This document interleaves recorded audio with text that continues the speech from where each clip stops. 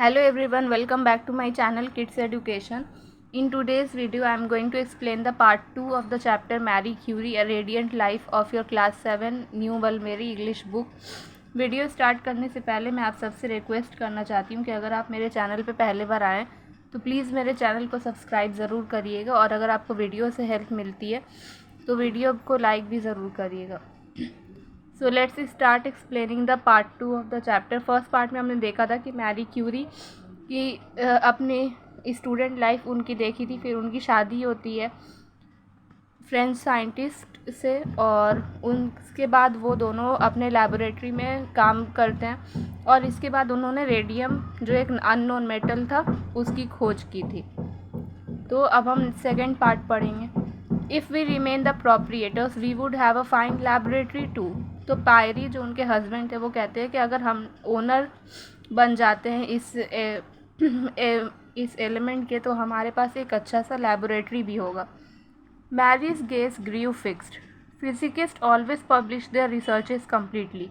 If our discovery has a commercial future that is an accident by which we must not profit and if radium is going to be of use in treating disease it is impossible to take advantage of that। तो ये बात सुनकर Mary Curie ने जवाब दिया कि फिजिकिस्ट अपने जो भी रिसर्चेज होते हैं वो हमेशा पब्लिश करते हैं और अगर हमारे बाय चांस ऐसा हुआ है कि हमने जिस चीज़ की खोज की है वो आगे चल के कमर्शियली फ्यूचर में सबको प्रॉफिट देगा तो इससे हमें फ़ायदा नहीं उठाना चाहिए और अगर रेडियम से हम किसी भी डिज़ीज़ का ट्रीटमेंट कर पाएंगे तो इस चीज़ का कभी भी फ़ायदा उठाना हमें नहीं चाहिए।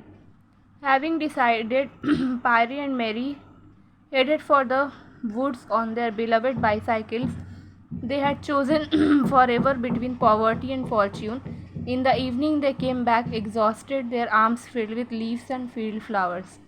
तो ये डिसाइड करने के बाद पायरी और मैरी दोनों जंगलों की तरफ जाते हैं अपने बाईसाइकिल में और उन्होंने हमेशा गरीबी को ही चुना था। तो शाम में जब वो थक के वापस आए तो उनके हाथों में ढेर सारे पत्ते थे और कुछ फूल थे। On 10 December 1903, the Academy of Science of Stockholm announced that the Nobel Prize in Physics for the current year was awarded half to Henri Becquerel, half to Monsieur and Madame Curie for their discoveries in radioactivity। तो 10 दिसंबर 1903 को academy of science of Stockholm ने ये announce किया कि वो physics का जो Nobel prize था उस ईयर के लिए वो आधा हेनरी बेक्यूरल को मिलेगा और आधा मॉन्सियर एंड मैडम क्यूरी को मिलेगा रेडियो एक्टिविटी की खोज के लिए। The Nobel prize meant 70,000 gold francs. There were loans to be repaid to Pierre's brothers, Marie's sisters, donation to scientific societies, gifts to students and to a childhood friend of Marie. तो Nobel prize के साथ उन्हें 70,000 gold Franks मिले जिसके मिलने के बाद उन्होंने अपने पायरेस के कुछ भाइयों से लोन लिया था, मैरी के बहनों से लोन लिया था, कुछ साइंटिफिक सोसाइटी को इन्होंने कुछ पैसे डोनेट किए, अपने स्टूडेंट्स को गिफ्ट दिए और एक मैरी की चाइल्डहुड फ्रेंड थी उनको भी एक गिफ्ट दिया। Marie also installed a modern bathroom in their little house and repapered a shabby room, but it never entered her head to mark the occasion by buying a new hat। तो Mary ने अपने घर में एक modern bathroom बनवाया और उनके एक रूम का जो वॉलपेपर था वो भी चेंज करवाया, लेकिन उनके दिमाग में ये कभी नहीं आया कि वो अपने लिए एक नई हैट लें।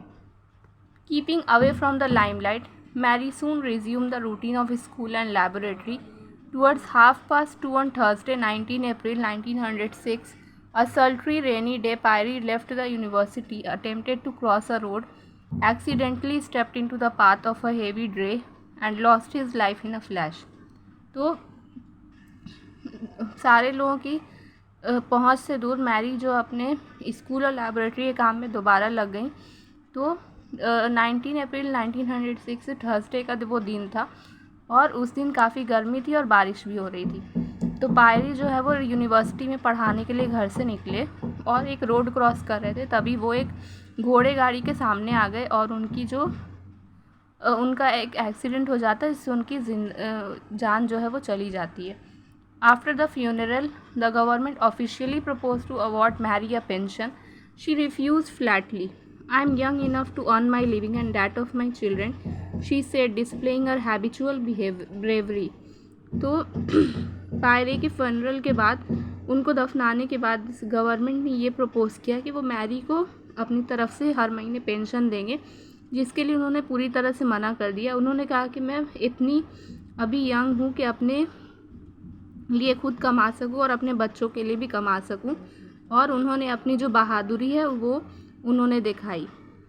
The Council of the Faculty of Science unanimously decided to entrust Paris' post at the Sorbonne to Marie. This was the first time that a position in French higher education had been given to a woman.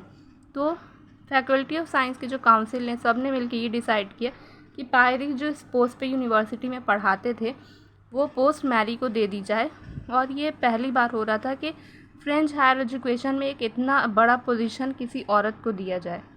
On the day of her first lecture, the amphitheater was packed and Mary walked into a storm of applause. She inclined her head and waited for the ovation to stop. तो उनका जो first lecture का दिन था, तो पूरा जो एम्पीथेटर यानी पूरा क्लास जो था वो पूरी तरह से भरा हुआ था, और मैरी जो है वो अंदर आती हैं तो सब उनके लिए तालियां बजाते हैं। उन्होंने अपने सर को झुकाया और जब तक सब ने उनके लिए तालियां बजानी बंद नहीं की तब तक वो इंतज़ार करती रही। Then she stared straight ahead of her and said, when one considers the progress that has been made in physics in the past 10 years, one is surprised at the advance that has taken place in our ideas concerning electricity and matter.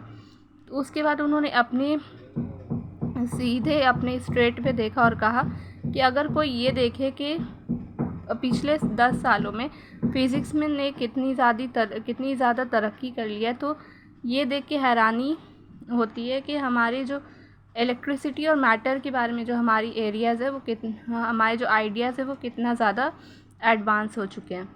Mary Curie had resume the course at the precise sentence where Pierre Curie had left it. Tears rose to the eyes and roll down the faces there. तो Marie Curie ने उस course को उसी line से start किया जिस पायरी Curie ने अपने मरने से पहले जहाँ पे उसे छोड़ा था। तो उनकी आंखों से आंसू गिरने लगे और उनके चेहरे जो है वो पूरे भीग गए।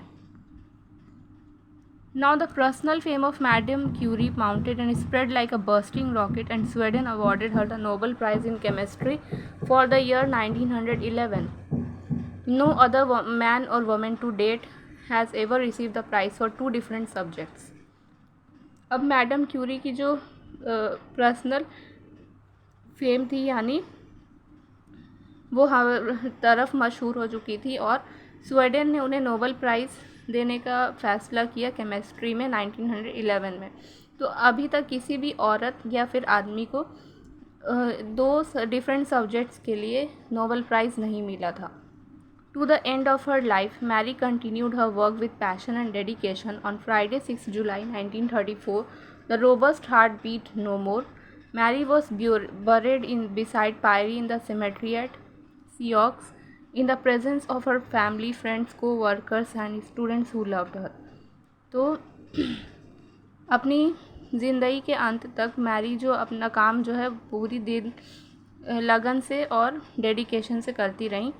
6 जुलाई 1934 को उनकी डेथ हो गई, और मैरी को पायरे के साथ ही उनके बगल में ही उन्हें दफना दिया गया, और जब उन्हें दफनाया गया तो उस वक्त उनकी फैमिली वाले, उनके फ्रेंड्स और को-वर्कर, साथ में काम करने वाले और स्टूडेंट्स सभी वहाँ पर थे।